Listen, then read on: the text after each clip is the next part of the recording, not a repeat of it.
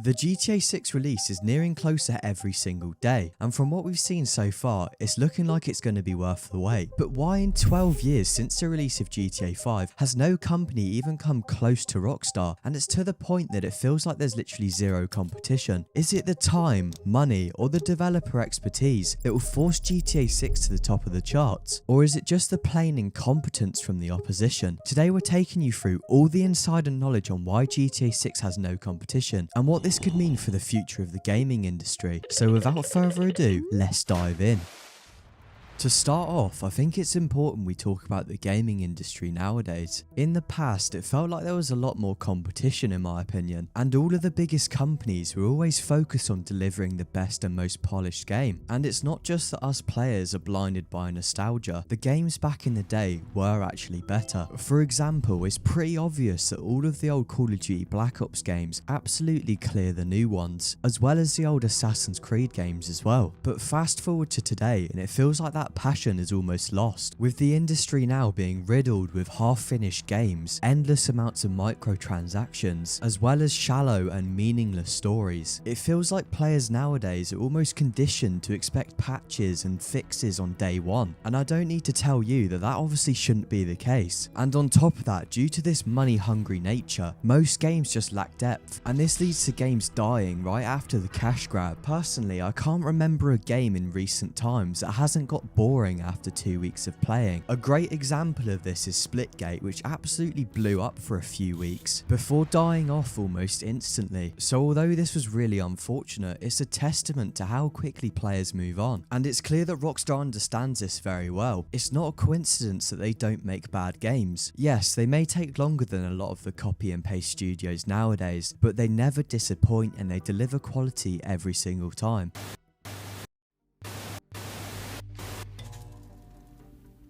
Take Red Dead Redemption 2 for example. In total, it took 8 years to make and it was delayed multiple times until its release in 2018. But the most important thing was that when it was finally released, it was a complete masterpiece with zero real game-breaking bugs. And because of that, despite being 7 years old, it's still unmatched as the most detailed open world game ever, which reinforces why Rockstar is so highly respected. They are almost always cautious before pulling the trigger, so let's hope they don't change this winning strategy anytime soon, because at the moment they're on an unbeatable streak. They haven't made a bad game in the last 25 years, and if we combine this with the fact that GTA 6 has a $2 billion budget, then it won't be a surprise to any of us when Rockstar strikes gold once again. And to put this into perspective, one of the most expensive games ever made, Cyberpunk, cost around $400 million, so that means that even if GTA 6 was just costing $1 billion, I say just like it's a small amount, then it would be 2.5 times bigger than Cyberpunk and around twice as big as Red Dead Redemption 2, which is crazy to think about and absolutely oozes confidence from Rockstar. And it makes you seriously think, how is any other studio supposed to actually compete with that? And that's just the budget. You've also got to factor in the expertise and the time that Rockstar takes, which ultimately allows them to produce a record-breaking game almost with every single release. But I've stressed enough now how it's pretty much impossible for any other game studio to produce that Rockstar quality, but it wasn't always like this. Back in the early 2000s, there were actually some other studios trying to give Rockstar a run for their money, with the most obvious one being Saints Row that released in 2006. Overall, the game was pretty great and they followed up with a sequel not long after, but after some time they tried to differentiate themselves from being the GTA clone, and that led to them really pushing the boat out with Saints Row 3, and every game after that just went more and more to shit, with the studio now bankrupt. But moving on from that, let's talk about the other franchise which is still cherished for some people, and that's Watch Dogs by Ubisoft. Let's be real, it was obviously similar to GTA, but the hacking and all the other bits and bobs just made it pretty fun. And the same story could be said for Watch Dogs 2, which definitely expanded on their earlier success, unlike the third game, Watch Dogs Legion, which pretty much marked the end of that franchise.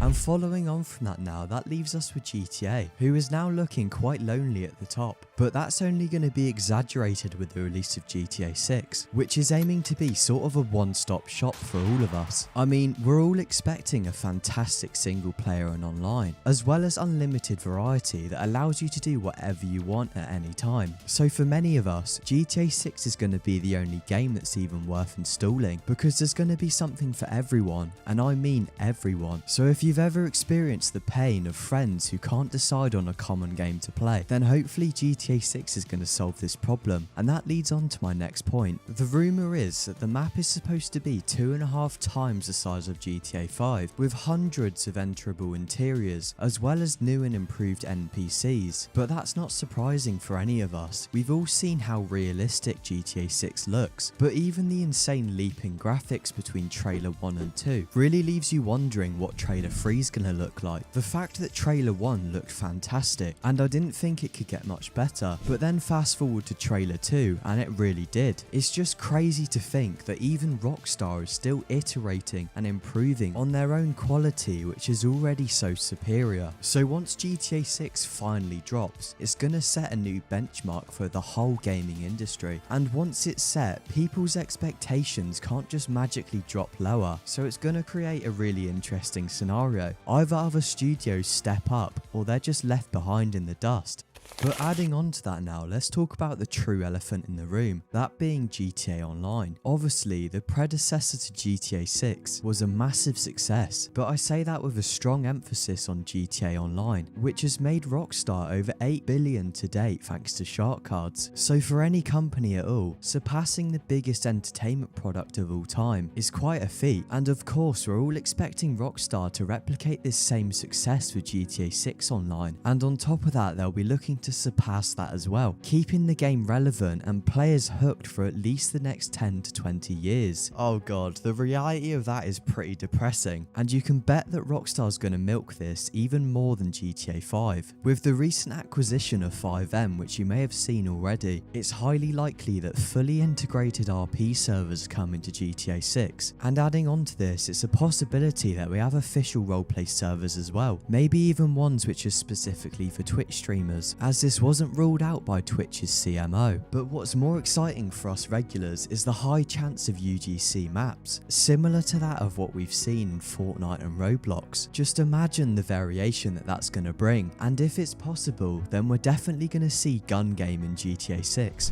Although this is the direction that GTA 6 is likely going in, Rockstar is trying to build a platform, not just a game, and they are essentially building from scratch a foundation that's going to last us the next 20 years. So to all of you out there, just have a bit of patience and survive till next year, where it's all gonna come good. And leading on from that, on that day, it's highly expected that GTA 6 is going to crash the internet. I mean, the trailers already break records online, with trailer 2 having over 100 million views, and trailer 1 over 250 million. So don't be surprised when the whole of social media revolves around GTA 6. And in my opinion, even though the game is going to sell millions in pre-orders and on day one, just the vast amount of content circulating around YouTube, TikTok and Twitch is going to boost the sales even higher. You may have seen fans literally putting thousands aside for GTA 6, so the hype is definitely real. I don't think I've seen any other video game in history literally force people to upgrade their consoles, and I've got to say that actions speak louder than words. Personally, I have a PS5, but I don't even have online for it at the moment because I just don't see the actual point. So GTA 6 is obviously going to force my hand along with many others, and that leads really nicely into my last point now, and that's that GTA 6 is make or break for consoles and the gaming industry as a whole. It's almost like it's producing a shockwave, with millions that is going to be spent on new consoles and online, and even other studios and games could thrive in the so-called afterglow of GTA 6, because although it's going to be the best in all its glory, everyone needs a break now and again, so we could see the whole industry ride this wave. So 2026 is definitely going to be a good year, but then again it's quite hard to say, because it's extremely extremely possible that GTA 6 could just take over altogether and make other games feel completely irrelevant. Just keep in mind that GTA 5 has thrived for almost 12 years, and it's likely GTA 6 is going to dominate for at least the next 15 or 20. So essentially, I hope you like GTA 6 enough to stare at it for the next 20 years. But anyway, that's it for this video. Let me know your opinion down below, and I'll respond to every single one of you. Thanks again for watching, and we'll see you in the next one.